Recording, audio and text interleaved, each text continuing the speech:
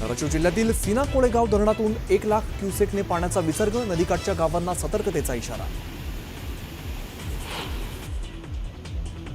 गोदावरी नदीला पूर आल्यामुळे जालना जिल्ह्यातील 38 गावांमध्ये नागरिकांचं स्थलांतर, प्रशासनाकडून नागरिकांच्या निवारा आणि जेवणाची सोय।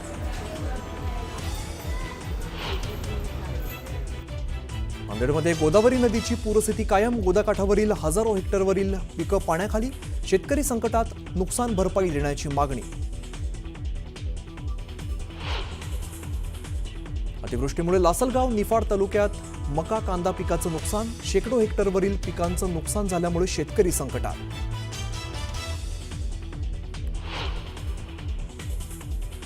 शिवाजी पार्कवरती होणाऱ्या ठाकरेंच्या शिवसेनेचा मेळावा रद्द करण्याची भाजपाची मागणी, मेळावा रद्द करून मेळाव्याचा खर्च पूरग्रस्तांना द्या, केशव उपाध्यांनी ठाकरेंना पुन्हा डिवचलं।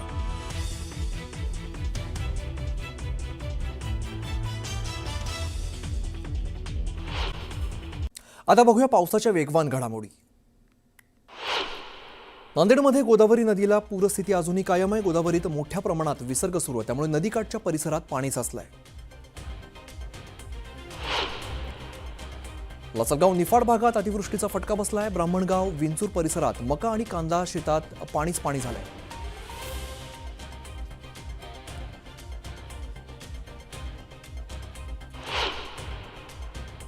बीडमधील माजलगाव धरण पूर्ण क्षमतेनं भरलंय। धरणातून मोठ्या प्रमाणात पाण्याचा विसर्ग केला जातो, त्यामुळे सिंदफणा नदी दुथडी भरून वाहू लागली आहे। गोदावरी नदीला महापूर आल्यामुळे बीडच्या गेवराई तालुक्यातील गुळज गावामध्ये पाणी शिरलंय। अनेक घरांचं नुकसान झालंय, संसार उपयोगी साहित्यही भिजलंय। पुराने वेढा दिलेल्या बीडच्या आगार नांदूर गावातील 150 कुटुंबांना स्थलांतरित करण्यात आलंय। जायकवाडी कॅम्पमध्ये सर्वांची व्यवस्था करण्यात आलेली आहे। नागरिकांच्या डोळ्यात अश्रूंचा पूर दिसतोय।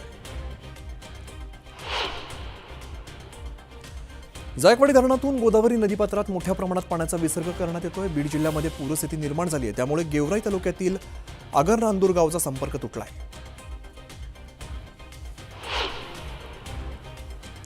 गोदावरीच्या महापुरामुळे बीडच्या राक्षस भुवन या ठिकाणी शनी मंदिर पाण्याखाली गेले, तर दुसरीकडे पांचाळेश्वर या ठिकाणी सुद्धा मंदिर पाण्याखाली गेले। गोदावरी नदीपात्रात 3 लाख क्युसेक पाणी सोडण्यात आल्यामुळे पूरस्थिती निर्माण झाली आहे।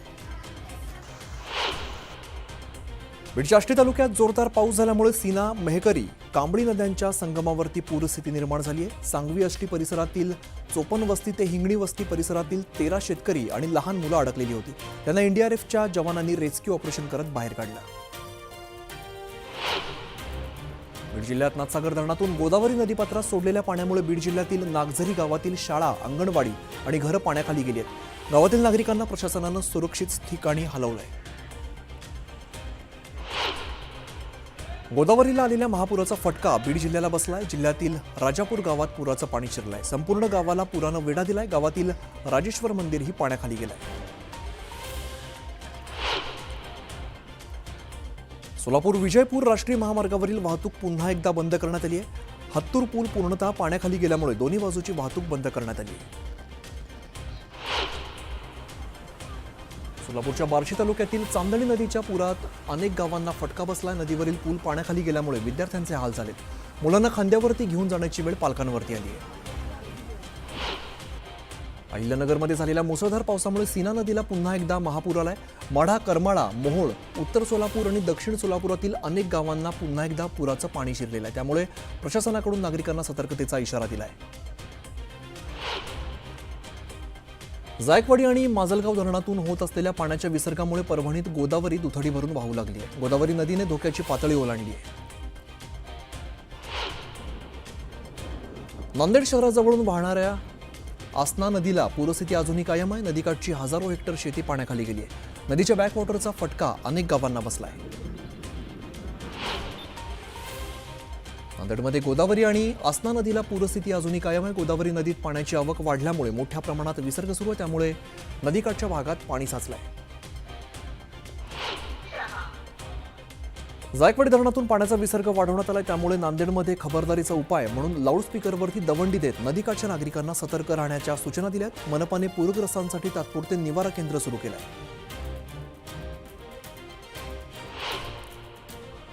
जालना जिल्ह्यातील गोदाकाठच्या 38 गावांमधून 10,000 नागरिकांचं स्थलांतर करण्यात आलंय. जायकवाडी धरण 100% भरल्यामुळे धरणातून 3 लाख क्युसेकपेक्षा जास्त पाणी सोडण्यात आलंय. त्यामुळे गोदावरी नदीला पूर आला असून गोदाकाठच्या नागरिकांना सतर्क राहण्याचं आवाहन करण्यात आलंय. जळगावच्या एरंडोल तालुक्यात ही मुसळधार पाऊस सुरू आहे. मुसळधार पावसामुळे गाव परिसरात पूरसदृश्य परिस्थिती निर्माण झाली आहे. गिरणा नदीच्या उपनद्यांना महापूर आल्यामुळे नदीपात्रात ओसंडून पाणी वाहू लागलंय. मंत्री गिरीश महाजनांनी गोदावरीच्या पूरस्थितीची पाहणी केली. गोदावरीला आलेल्या पुरामुळे रामसेतू पूल धोकादायक बनलाय, तर गोदाकाठावरील व्यावसायिकांचं देखील मोठं नुकसान झालंय. छत्रपती संभाजीनगरच्या पैठणवरून वडवाळी आपेगावला जाणारा पूल पाण्याखाली गेलाय. पूल पाण्याखाली गेल्यामुळे पैठण आपेगाव संपर्क तुटलाय. छत्रपती संभाजीनगरमधील शहागड पैठणचा संपर्क तुटलाय. गोदावरीचं पाणी गावामध्ये शिरलंय. गावातील संपूर्ण शेती गोदावरीच्या पाण्याखाली गेली आहे.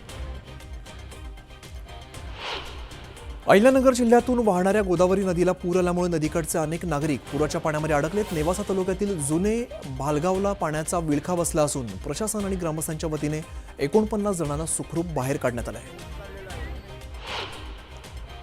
नंदुरबारमध्ये मुसळधार पावसामुळे तापी नदीच्या पाणी पातळीत वाढ झाली आहे. प्रकाशा आणि सारंगखेडा बॅरेजचे दरवाजे उघडून तापी नदीपात्रात विसर्ग केला जातोय.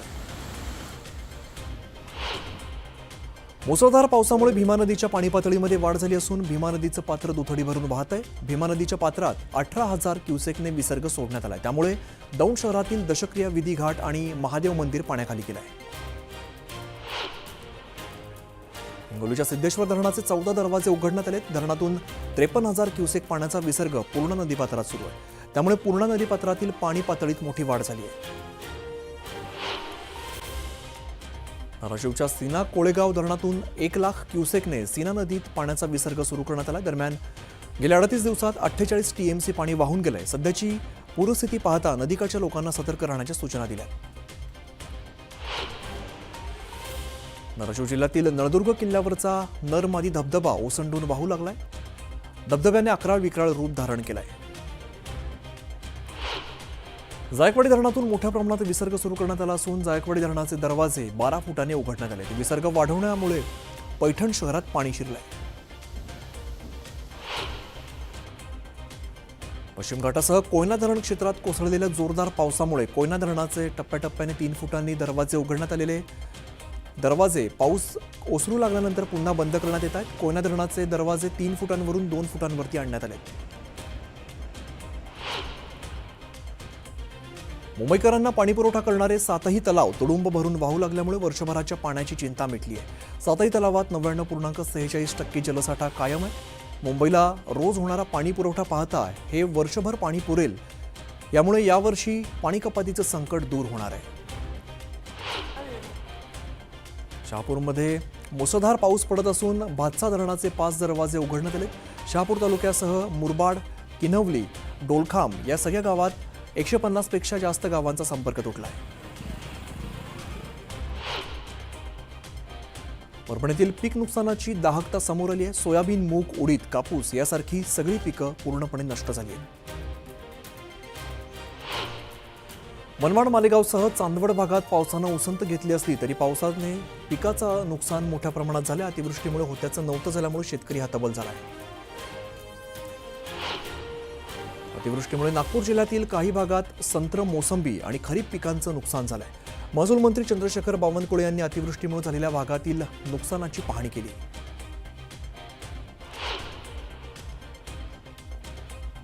नंदुरबारमध्ये झालेल्या वादळी पावसाने कोपरलीसह ओसरली, होळ या शिवारातील पिकांना झोडपलंय. पिकांचे तातडीने पंचनामे करून मदत द्यावी अशी मागणी शेतकरी करतायत.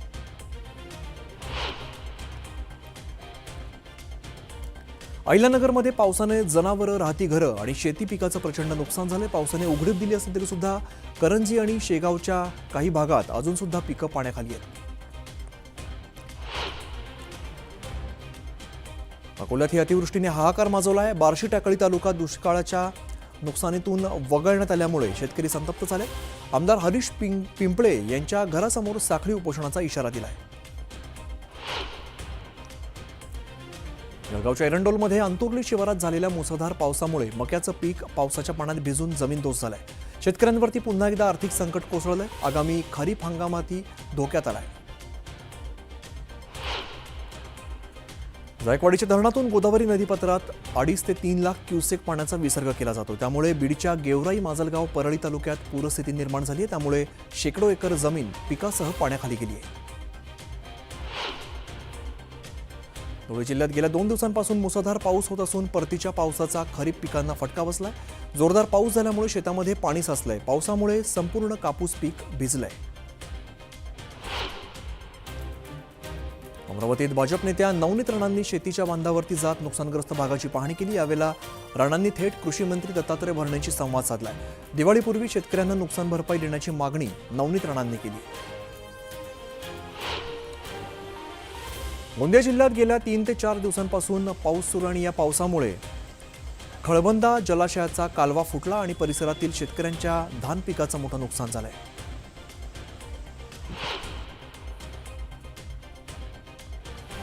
बुलढाणा जिल्ह्याच्या सिंदखेड राजा तालुक्यात 2 वेळा झालेल्या ढगफुटी पावसानंतर आता पुन्हा या भागात अतिवृष्टी झाली आहे. त्यामुळे शेतकऱ्यांचं कापूस, सोयाबीन आणि इतर पिकं पूर्णपणे उद्ध्वस्त झाली आहेत.